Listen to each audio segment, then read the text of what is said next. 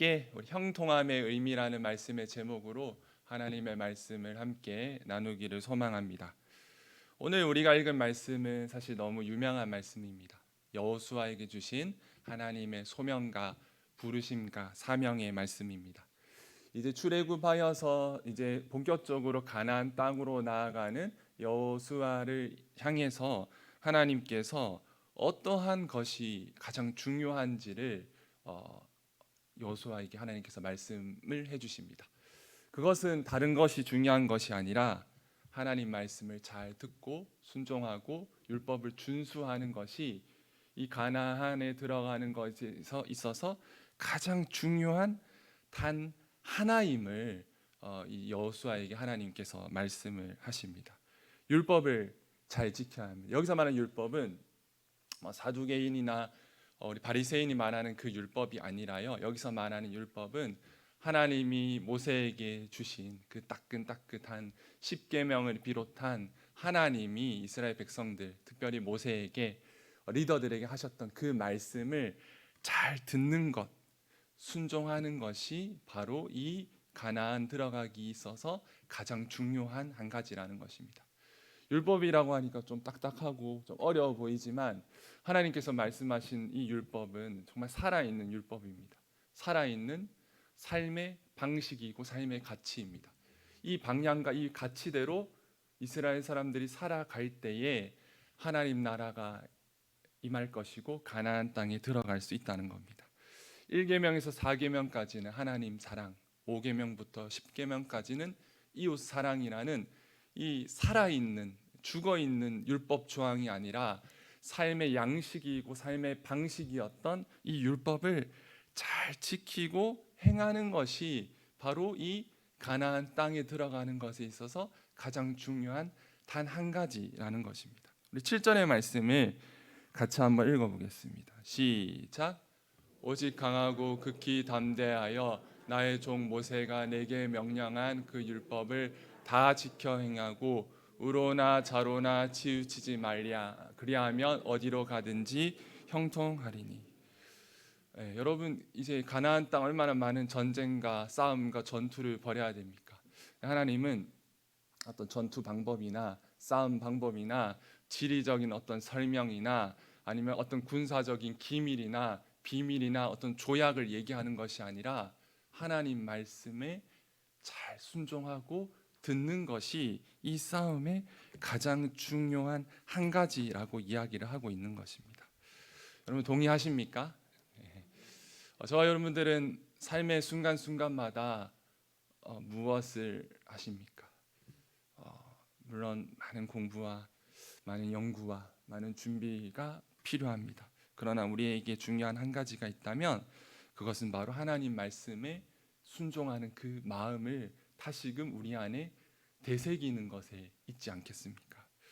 오늘 우리가 읽어본 말씀은 아닌데요. 신명기에 이런 말씀이 있습니다. 신명기 17장 18절에 19절에 보면요. 이제 왕에 오르는 자는 어떠한 자질을 가져야 되는지를 하나님께서도 모세에게 말씀하셨고 또 이 기록에 남겨져 있는데요. 이 왕위에 오르락하는 사람들 역시 그들에게 주어지는 하나의 한 가지는 바로 율법서의 등사본을 레위 사람 제사장 앞에서 어떻게 해요? 책에 기록하며 하나님의 말씀을 듣고 또 읽고 기록하며 19절 왕은 이런 사람이 되어야 된다고 이야기하고 있는 것. 19절 같이 한번 읽어보겠습니다. 시작. 평생에 자기 옆에 두고 읽어 그의 하나님 여호와 경외하기를 배우며 이 율법의 모든 말과 이 규례를 지켜 행할 것이라. 아멘. 구약도 그렇고 신약도 그렇고 하나님이 모세에게도 그렇고 여호수아에게도 그렇고 하나님은 계속해서 우리에게 하나님 말씀을 붙잡고 살아가는 삶에 대해서 이야기를 하고 있습니다. 우리가 지난번에 바울의 선교 무리가 마게도냐 빌립보 지역에 딱 도착을 했을 때 뭐부터 했죠? 네, 예배 드렸습니다. 기도하고 예배 드렸습니다. 하나님과 관계를 맺고 하나님을 사랑하고 하나님 마음이 내 안에 들어오고 하나님을 만나고 하나님을 사랑하고 이웃을 사랑하고 삶의 예배가 회복되어지고 기도하며 찬양하는 결국의 구약도 그리고 신약도, 그리고 하나님은 지금도 계속해서 우리에게 말씀하고 있는 단 한 가지는 우리가 계속해서 하나님을 기억하고 하나님 앞에서 자신을 세우고 예배하고 사랑하고 견뎌내는 그냥 죽은 율법이 아니라 살아있는 율법을 우리 안에 채우고 실천하며 살아가기를 원하고 있는 것입니다. 여러분, 그래서 우리는 어디든 어디서부터든 예배하고 하나님을 기억해야 합니다. 여러분, 선교 가보신 적 있으신가요? 저도 선교를 이제 학교 수업으로도 이제 아프리카 케냐를 한번 갔다 온 적도 있고요. 네, 이제 케냐를 갔는데 이제 마사이족도 만났습니다. 마사이족을 이렇게 눈앞에서 만나고 이야기도 하는데 키가 정말 크더라고요. 베트남에도 이제 가본 적이 있고 또 가장 최근에 일본에 다녀온 적이 있습니다. 여러분, 일본이라고 하면은 우리 다들 아시다시피 뭐 기독교율도 낮고 기독교가 많이 죽어 있는 곳이라고 생각할 수 있습니다. 물론 그렇습니다. 근데 제가 이제 2번이나 갔다 온 일본의 기독교는 생각보다는 강력했고 생각보다는 참 건강했습니다. 많은 인원은 아니었고 소수의 인원이었고 큰 교회는 아니었고 작은 교회였습니다. 그러나 그들은 기도하고 예배드리는데 항상 최선을 다했습니다. 무더운 날이었는데요. 제가 이제 공군사관학교 생도들 데리고 갔는데 그날에 이제 그 숙소에 에어컨이 고장이 난 겁니다. 8월 15일 날 갔었는데 한국도 더운데 일본은 얼마나 덥겠습니까? 우리 생도들이 그 입이 막 튀어나와가지고 이거 도저히 못 견디겠다라고 말하는데 그만큼 더웠습니다. 그런데 이 일본에 있는 몇몇 안 되는 청년 그리스도인들과 함께 생활을 했었는데 2시간, 3시간 할 것 없이 예배하고 찬양하고 기도하고 서로 하나님에 대해서 이야기하고 나눔을 하더라고요. 저에게 참 많은 자극이 되었습니다. 하나님을 찬양하고 기도하는 것에 그들은 그 교세가 어떻고 기독교율이 어떤 것들을 떠나서 지금 그 자리에서 그 처한 상황 속에서 하나님과 씨름하고 기도하고 예배하는 그 자리가 사실은 여러분 형통함의 시작이지 않겠습니까? 저와 여러분들은 언제 하나님이 사라졌습니까? 언제 우리 인생과 삶에 하나님이 희미해졌습니까? 바로 하나님을 향한 예배와 기도와 갈급함이 사라지는 그 순간 우리에게 하나님이 영영 사라져 있지 않았습니까? 여러분, 저와 여러분들에게 많은 예배가 필요한 것이 아닙니다. 많은 기도가 필요한 것이 아닙니다. 우리에게 중요한 한 가지는 바로 살아있는 하나님의 말씀을 제대로 한번 읽고 묵상하며 그 찰나를 경험할 때 저와 여러분들의 인생과 삶이 변화되기 시작한다는 것입니다. 바라고 소망하기에 바울에게 말씀하셨던 것처럼 모세에게 말씀하셨던 것처럼 여호수아에게 말씀하셨던 것처럼 그리고 많은 이 땅에 예배하고 있는 선교사들에게 하나님께서 주시는 메시지처럼 우리에게 처한 그 자리에서 하나님 말씀을 기뻐하고 즐거워하고 감사하며 살아내는 형통함이 가득한 우리 믿음의 성도님들이 되시기를 간절히 축복합니다. 여러분, 그렇다면 여호수아는 어떻게 이 율법을 좀 더 가까이 하면서 살아갔을까요? 단순히 법조문이 아니라 하나님 나라의 말씀으로 어떻게 실천하며 살아갔겠습니까? 그것은 8절에 우리 말씀에 잘 나와 있는데요. 8절의 말씀 함께 읽겠습니다. 시작. 이 율법책을 내 입에서 떠나지 말게 하며 주야로 그것을 묵상하여 그 안에 기록된 대로 다 지켜 행하라. 그리하면 내 길이 평탄하게 될 것이며 내가 형통하리라. 아멘. 특별히 8절에 이 율법책을 내 입에서 떠나지 말게 하며 주야로 그것을 어떻게 하라고 하죠? 묵상하는 겁니다. 묵상하여 그 안에 기록된 대로 다 지켜 행하라. 묵상을 하고 그 안에 기록된 대로 다 지켜 행하면 우리 인생과 삶이 형통하다라고 이야기를 하고 있습니다. 많은 것들을 나눌 수 있겠지만 묵상할 수 있는 우리 인생과 삶이 되어야만 하는 것입니다. 묵상이 무엇입니까? 구약에서 말하는 묵상은 이제 조용하게 침묵하는 것이 아니라 이제 히브리어로 하가라는 단어를 주로 사용을 하는데 읊조린다는 겁니다. 네. 다른 성경에서는 이 단어가 짐승이 울부짖는 소리로 번역이 되기도 합니다. 즉, 이 하가라는 단어, 이 묵상이라는 단어는 구약에서 하나님 말씀을 읽는다는 것은 조용히 읽는 것이 아니라 어떻게 해요? 큰 소리로 읽는 겁니다. 읽으면서 이 말씀이 정말로 내 심령과 내 마음에 꼭꼭 심겨지도록 기도하고 묵상하는 겁니다.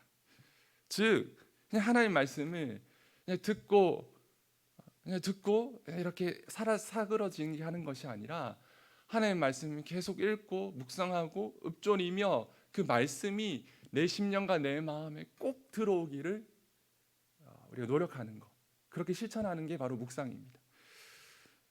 사랑하는 성도 여러분, 우리에게는 단 한 번의 그 경험이 필요합니다. 매일 말씀을 듣고 우리가 매일 말씀을 읽고 매일 말씀을 묵상하지만 우리에게는 하나님 앞에서 진실하게 반응하는 그 단 한 번의 묵상이 우리에게 필요합니다. 그냥 저 역시 너무 부끄러운데요. 그냥 하나님 말씀을 듣고 읽고 책으로 공부하는 것을 넘어서서 그 하나님의 말씀이 저와 여러분들의 심령과 마음에 꼭 되새기는 그런 경험 해보셨지요? 그 말씀을 들으면 곁눈질할 수 없는 그 하나님의 말씀, 그 말씀을 들으면 회복할 수밖에 없는 그 하나님의 말씀을 우리가 경험해야만 한다는 것입니다. 그런 것을 우리는 흔히들 큐티라고 하기도 하죠. 큐티에 다 여러분들 아시겠지만 큐티에 여러 가지 어떤 순서들이 좀 존재를 합니다. 이런 순서들이 좀 소개되어져 있는데요. 네. 여러분, 먼저 하나님 말씀 어떻게 해야 되죠? 읽어야 됩니다. 하나님 말씀 읽고 밑줄도 치고 동그라미도 치고 의문도 좀 적어보고 하는 그런 첫 번째 작업이 우리에게 필요합니다. 물론 성경 연구의 시간이 아니기 때문에 그날의 본문을 위주로 하나님 말씀을 잘 읽을 수 있어야 됩니다. 그리고 우리에게 또 다른 중요한 질문이 있는데 어떤 질문을 던지는 거죠? 하나님은 어떤 분이신지. 여러분, 오늘 본문을 읽고 하나님 어떤 분인지 우리가 물어볼 수 있어야 됩니다. 하나님은 어떤 분이시고 우리에게 어떠한 분이신지. 오늘 본문을 예를 들면 여러분, 오늘 본문을 읽고 하나님은 어떤 분이십니까? 저는 오늘 본문을 읽으면서 하나님 되게 강력하시고 우리 힘을 주시고 능력을 주시는 분이시다, 강력하신 분이시다라고 묵상을 했는데, 사실은 오늘 이제 성가대의 찬양을 듣고 하나님이 되게 섬세하고 부드럽게 하나님이 여호수아에게 말씀하셨을 수도 있겠다라는 생각을 했었습니다. 하나님은 이렇듯 여러분, 오늘 본문의 말씀을 읽어보면 각자에게 주시는 하나님은 어떤 분이신가라는 물음을 할 수 있고, 세 번째는 뭐죠 여러분? 내게 주시는 교훈입니다. 이 교훈은 예를 들어서 뭐 격려일 수도 있고 위로일 수도 있고 아니면 경고일 수도 있고, 하나님 우리에게 주시는 그 말을 우리 삶에 적용해 보는 겁니다. 적용점을 많이 찾을 필요도 없고 한두 가지 정도, 집에서 실천할 거, 교회에서 실천할 거, 가정에서 실천할 거, 나에게 실천할 것을 기억해 보는 것. 그리고 이 모든 것들은 결국에 다 한번 적어 보시고 마지막으로는 어떻게 해요? 기도함으로 나아가는 것. 이것이 바로 묵상의 아주 기초적인 내용들입니다. 사랑하는 성도 여러분, 우리 안에 그런 묵상이 깊게 드러나기를 간절히 축복합니다. 또 우리 매일매일 우리 새벽 예배에 또 카카오톡으로 우리가 또 정리가 되어서 나아가기도 하고, 또 우리 유튜브가 또 잘 돼 있어서 하나님 말씀 들을 수 있지 않습니까? 말씀을 읽고 또 나에게 내 삶에 적용해 보는 거, 또 여러분들이 또 어떤 본문을 정해서 또 말씀을 또 읽어 보시면서 우리가 하나님의 그 마음에 젖어드는 것, 그것이 바로 묵상인 겁니다. 여호수아가 사실 이 순서대로 했는지는 정확하게 알 수는 없습니다. 그러나 여호수아는 두려워했고 또 걱정하는 그 순간순간들마다 몇 번이고 하나님의 말씀을 되새겼고, 또 모세의 이야기처럼 고백처럼 하나님의 율법을 쓰고 읽고 들으면서 정말로 하나님 뜻대로 살아가기를 발버둥 치며 묵상하며 그 인생과 삶을 살아갔을 것입니다. 바라고 소망하기에 우리의 인생과 삶도 그 묵상함이 그치지 않는 은혜가 있기를 간절히 축복합니다. 네, 그래서 여러분 정말로 정말로 그 마음 가지고 작심 3일이라도 좋습니다. 또 주일이 다가오니까요. 오늘 결단하셔서 저에게도 외치는 거면서 여러분에게도 도전하면서 매일매일 하나님 말씀 가운데 우리가 순종하며 살아가는 은혜가 있기를 축복합니다. 그런데 여러분, 그러면 우리에게 어떠한 형통함이 있습니까? 그런 형통함이 뭘까? 형통함이 문제도 없고 아픔도 없고 두려움도 없고 염려도 없고 그게 형통함일까요? 근데 사실은 여호수아도 실패도 많았습니다. 여리고성 무너뜨리고 아이성에서 처참하게 실패를 하는 게 여호수아고요. 하나님께서 두려워하지 말고 염려하지 말라라고 3번이나 고백할 정도로 여호수아는 두려움의 사람이었던 것 같기도 합니다. 그런데 그렇다면 여러분, 여기서 말하는 형통함은 뭘까? 여기서 말하는 형통함은 무슨 의미일까? 바로 그 형통의 의미는 결과의 형통함도 있겠지만, 저를 한번 따라해 보겠습니다. 과정의 형통함. 결과의 형통함도 중요하지만 과정의 형통함도 중요합니다. 그것은 바로 하나님하고 씨름하는 겁니다.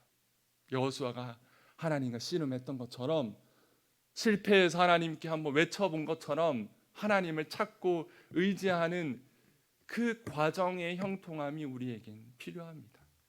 여러분, 이사야서 이런 말씀이 있습니다. 한번 읽어보실까요? 시작. 내 종이 형통하리니 받들어 높이 들려서 지극히 존귀하게 보라, 내 종이 어떻게 해요? 형통하리니. 어디요? 받들어서 어떻게? 높이 들려서 지극히 존귀하게 여김을 받는다. 여러분, 형통함, 이게 형통한 일인가요? 예수님의 십자가를 향한 이 십자가가 형통한 일인가요? 여러분, 생각해 보면 욥도 그렇고 요셉도 그렇고 모세도 그렇고 얼마나 고통받았고 얼마나 힘들었습니까? 얼마나 아팠고 얼마나 고통당했습니까? 그들이 형통한가요? 저 여러분들 삶이 항상 형통하시기만 하셨습니까? 형통하지 않을 때가 참 많았습니다. 그런데 형통하다고 우리가 말할 수 있는 이유는 그 순간순간마다 우리가 하나님을 어떻게 해요? 찾았기 때문입니다. 그 예전한 순간 하나님을 우리가 바라봤기 때문입니다. 그래서 우리는 형통한 것입니다. 그렇게 하나님께 순간순간마다 하나님을 찾고 하나님을 바라보고 하나님을 향해 두 손을 든 사람에게 주어지는 은혜는 무엇이냐면요, 결과의 형통함도 있지만요, 하나님이 그 순간순간마다 우리를 지켜주시겠다고 말씀하셨습니다. 빌립보서에 이런 말씀이 있습니다. 빌립보서 6장 7절 같이 한번 읽어보겠습니다. 시작. 염려하지 말고 다만 모든 일에 기도와 간구로 너희 구할 것을 감사함으로 하나님께 아뢰라. 그리하면 모든 지각에 뛰어난 하나님의 평강이 그리스도 예수 안에서 너희의 마음과 생각을 지키시리라. 아멘. 여러분, 문제가 해결되면 너무 좋겠죠. 하나님 그 이상의 것을 얘기를 하시는데요, 우리의 마음과 생각을 어떻게 해요? 지키시는 겁니다. 마치 군인이 성벽을 지키듯 저와 여러분들이 넘어질 것 같고 쓰러질 것 같고 때로는 꼬꾸라질 것 같고 때로는 실족하는 그 순간에 성령님이 우리를 꼭 잡아주시는 겁니다. 우리를 지켜주시는 겁니다. 그 신비 가운데 저와 여러분들이 살아가고 있는 것입니다. 여러분, 다시 한번 묻겠습니다. 그러면 그때 그 형통함이 언제 임합니까? 8절의 말씀을 다시 한번 읽어보면, 이 율법책을 내 입에서 떠나지 말게 하며 주야로 그것을 묵상하여 그 안에 기록된 대로 다 지켜 행하라. 같이 한번 읽어보겠습니다. 나머지 시작. 그리하면 내 길이 평탄하게 될 것이며 내가 형통하리라. 아멘. 그리하면이라고 번역되어 있는데 더 정확한 번역은 왜냐하면 그때에라고 번역해 볼 수 있습니다. 때를 강조하는 단어일 수 있습니다. 즉 언제 우리가 형통함을 얻을 수 있다는 거죠. 언제? 그때. 그때는 언제입니까? 하나님 말씀에 순종하며 그 율법대로 살아가 보는 것. 즉 율법이 그냥 여러분 그 어려운 법조문이 아니라요, 하나님하고 꼭 붙어서 살아보는 것. 하나님 안에 내 마음에 거해보고 기도해보고 그 묵상하며 행해보고 살아보고 실패도 해보며 그 하나님 안에 우리가 꼭 거하는 삶을 살아갈 때에 하나님이 우리가에게 약속하시는 겁니다. 형통할 것이다. 설교를 정리하면서 우리 마지막 찬송가 364장을 그 가사를 한번 살펴보겠습니다. 1절에 우리가 한번 같이 부르지는 말고 한번 읽어볼까요? 시작. 내 기도하는 그 시간 그때가 가장 즐겁다. 이 세상 근심 걱정에 얼매인 나를 부르사 내 진정서원 주 앞에 낱낱이 바로 아래여 큰 불행 당해 슬플 때 나 위로 받겠네 하시네. 아멘. 한번 가사를 계속 보실까요? 내 기도하는 그 시간 그때가 어떻게 해요? 가장 즐거운 겁니다. 예. 문제가 해결돼서 즐거운 게 아니라요, 기도하는 그때가 우리에게 힘을 주는 것입니다. 이 세상 극심 걱정에 얼매였던 우리를 부르시고 정말로 우리의 소원을 주님께 순수하게 아뢰게 되는 그때에 우리는 위로받게 될 것이고 우리는 새 힘을 얻게 될 것입니다. 여러분 설교를 마치고자 합니다. 여러분 오해하지 마십시오. 믿는 자에게 분명 우리가 그 전에 생각했던 그런 형통함이 분명 존재할 겁니다. 다 잘 되는 거, 다 잘 되는 거. 그런데 그 행복과 축복도 너무나도 중요하지만 우리에게 있어서 가장 중요한 한 가지 또 축복은 바로 하나님 우리와 함께 하시는 축복입니다. 함께 하는 그 신비가 우리를 살아가게끔 하는 것입니다. 눈물 흘리는 그때가 축복을 누리는 시간이고 행복의 순간인 것입니다. 그래서 여러분 오늘 마지막 말씀 한번 보실까요? 9절 여호수아 말씀 같이 한번 읽어보겠습니다. 시작. 내가 내게 명령한 것이 아니냐 강하고 담대하라 두려워하지 말며 놀라지 말라 내가 어디로 가든지 내 하나님 여호와가 너와 함께 하느니라 하시네. 아멘. 여호수아에게 하나님이 너 다 해결해 줄게 이게 아니라 어떻게 말씀하시죠? 내가 너와 함께 할게. 우리 예수님 마지막 그 순간 이렇게 말씀하십니다. 마지막 말씀 한번 보겠습니다. 마태복음 28장 20절 같이 읽어보겠습니다. 시작. 내가 너희에게 본부한 모든 것을 가르쳐 지키게 하라. 볼지어다 내가 세상 끝날까지 너희와 항상 함께 있으리라 하시니라. 아멘. 반주를 좀 부탁드리겠습니다. 여러분 그렇습니다.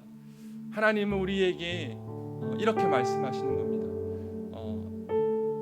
형통함은 바로 함께함에 있다. 사랑하는 우리 상일교회 성도 여러분, 우리 다른 것에서 형통함과 기쁨을 찾을 수 있겠지만 하나님이 우리 인생과 삶에 함께 하신다는 그 사실이 저와 여러분들의 삶에 진정한 회복과 형통함의 은혜가 되는 그 은혜 가운데 걸어가는 우리 사랑하는 모든 성도님들이 되시기를 간절히 축복합니다. 우리 주님 지금도 전에도 그리고 앞으로도 저와 여러분들과 영원히 함께 하실 것입니다.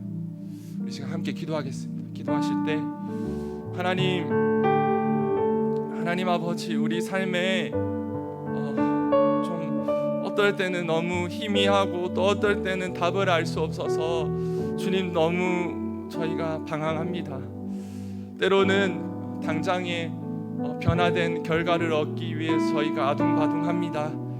그러나 주님, 여호수아에게, 모세에게, 엘리야에게, 엘리사에게, 바울에게, 그리고 수많은 선교사들과 그리고 지금 이 순간 우리에게 우리 주님 말씀하십니다. 나의 안에 거하고 그 형통함을 누리며 하나님 말씀 안에 살아가며 기도하며 살아내는 그 인생과 삶이 참 복되다. 내가 너와 함께 하겠다 하십니다. 우리 이 시간 오늘 말씀을 가지고 각 개인에게 주시는 그 하나님의 교훈, 부르심, 또 위로, 회복, 권면